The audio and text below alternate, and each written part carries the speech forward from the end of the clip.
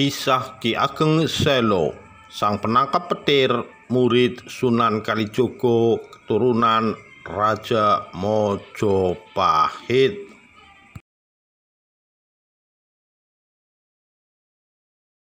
Babat Tanah Jawi menyebutkan, Ki Ageng Selo adalah keturunan Raja Majapahit. Brawijaya V, pernikahan Brawijaya V dengan Putri Wandan Kuning melahirkan Bondan Kejawen atau Lembu Peteng. Lembu Peteng yang menikah dengan Dewi Nawangsi, putri Ki Ageng Tarub, menurunkan Ki Ageng Getas Pendawa. Dari Ki Ageng Getas Pendawa lahirlah Bogus Sogom alias Syekh Abdurrahman alias Ki Ageng Selo. Lantas, bagaimana juntrungannya Ki Ageng Selo bisa disebut penurun Raja-Raja Mataram? Ki Ageng Selo menurunkan Ki Ageng Ngenis. Ki Ageng Ngenis menurunkan Ki Ageng Pemanahan. Ki Ageng Pemanahan menurunkan Panembahan Senapati. Dari Panembahan Senapati inilah diturunkan para Raja Mataram sampai sekarang. Namun, perkembangan ini hendaknya tidak melenakan bahwa di sisi lain ada hal urgen yang mutlak diperhatikan. Yaitu, keabadian sejarah dan konsistensi mengamalkan serat pepali Ki Ageng Selo, yang merupakan pengejawantahan ajaran Al-Quran dan hadits Nabi. Untuk yang pertama, mengabadikan sejarah, meniscayakan adanya kodifikasi sejarah Ki Ageng Selo dalam satu buku khusus. Sebagaimana Wali Songo dan para wali lain bahkan para Kiai Mutakhir juga diabadikan ketokohan, jasa-jasa, dan keteladanannya dalam catatan sejarah yang utuh dan tuntas. Dari pengamatan penulis, buku-buku sejarah yang ada saat ini hanya menuturkan sekelumit saja tentang keberadaan Ki Ageng Selo sebagai penurun para Raja Mataram, Surakarta dan Yogyakarta, serta kedikdayaannya menangkap petir, bledek. Minimnya perhatian ahli sejarah dan langkanya buku sejarah yang mengupas tuntas sejarah Waliullah sang penangkap petir, memunculkan kekhawatiran akan keasingan generasi mendatang dari sosok mulia kakek moyang Raja-Raja Mataram.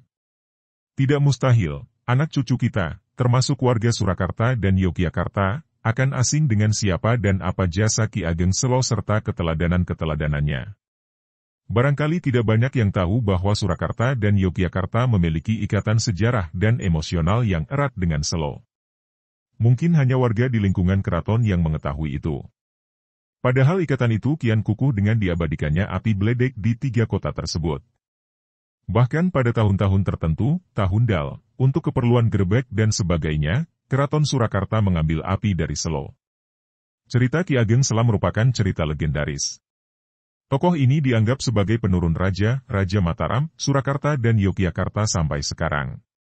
Ki Ageng Selo atau Kiai Ageng Abdurrahman Selo, di mana sekarang makamnya terdapat di Desa Selo, Kecamatan Tawangharjo, Kabupaten Dati II Grobogan, adalah tokoh legendaris yang cukup dikenal oleh masyarakat daerah Grobogan, namun belum banyak diketahui tentang sejarahnya yang sebenarnya.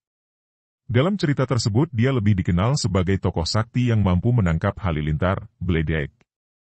Menurut cerita dalam Babat Tanah Jawi, Mei Nama, 1905, Al-Tof, 1941, Ki Ageng Selo adalah keturunan Majapahit.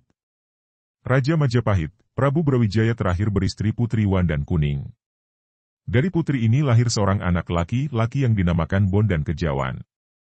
Karena menurut ramalan ahli nujum anak ini akan membunuh ayahnya, maka oleh Raja, Bondan Kejawan dititipkan kepada juru sabin Raja, Ki Buyut Masyarar setelah dewasa oleh Raja diberikan kepada Ki Ageng Tarub untuk berguru agama Islam dan ilmu kesaktian. Oleh Ki Ageng Tarub, namanya diubah menjadi Lembu Peteng. Dia dikawinkan dengan putri Ki Ageng Tarub yang bernama Dewi Nawangsi dari ibu bidadari Dewi Nawangwulan. Ki Ageng Tarub atau Kidang Telangkas tidak lama meninggal dunia, dan Lembu Peteng menggantikan kedudukan mertuanya dengan nama Ki Ageng Tarub II. Dari perkawinan antara Lembu Peteng dengan Nawangsi melahirkan anak Ki Getas Pendowo dan seorang putri yang kawin dengan Ki Ageng Ngerang. Ki Ageng Getas Pandowo berputra 7 orang yaitu 1. Ki Ageng Selo, 2. Nyai Ageng Pakis, 3. Nyai Ageng Purna, 4. Nyai Ageng Kare, 5. Nyai Ageng Wanglu, 6. Nyai Ageng Bokong, 7. Nyai Ageng Adibaya.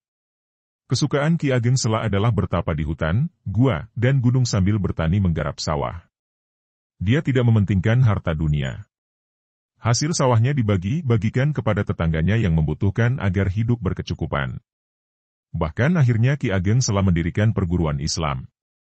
Muridnya banyak, datang dari berbagai penjuru daerah. Salah satu muridnya adalah Mas Kerbet calon Sultan Pajang Hadiwijaya. Dalam tapanya itu Ki Ageng selalu memohon kepada Tuhan agar dia dapat menurunkan raja besar yang menguasai seluruh Jawa. Kala semanten Ki Ageng sampun pitung dinten pitung dalu wonten gubuk pagagan salerwetaning tarub, ing wana renceh. Ing wanci dalu Ki Ageng sar wonten ing riku, Ki Jaka Tingkir, Mas Kerbet, tilem wonten ing dagan. Ki Ageng seladateng wana nyangking kudi, badhe babat. Katinggal salbeting supeno Ki Jaka Tingkir sampun wonten ing wana, sastra sahatahing kekajengan sampun samirbah, kasredan hateng Ki Jaka Tingkir. Impian tersebut mengandung makna bahwa usaha Ki Ageng Sela untuk dapat menurunkan raja besar sudah didahului oleh Jaka Tingkir atau Mas Kerbet, Sultan Pajang pertama.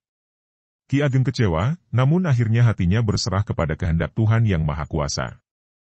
Hanya kemudian kepada Jaka Tingkir, Ki Ageng Sela berkata, "Nanging tole, ing buri turunku kena nyambungi ing wahyumu, Dirjo Subroto, 131, Al-Tolif, 36.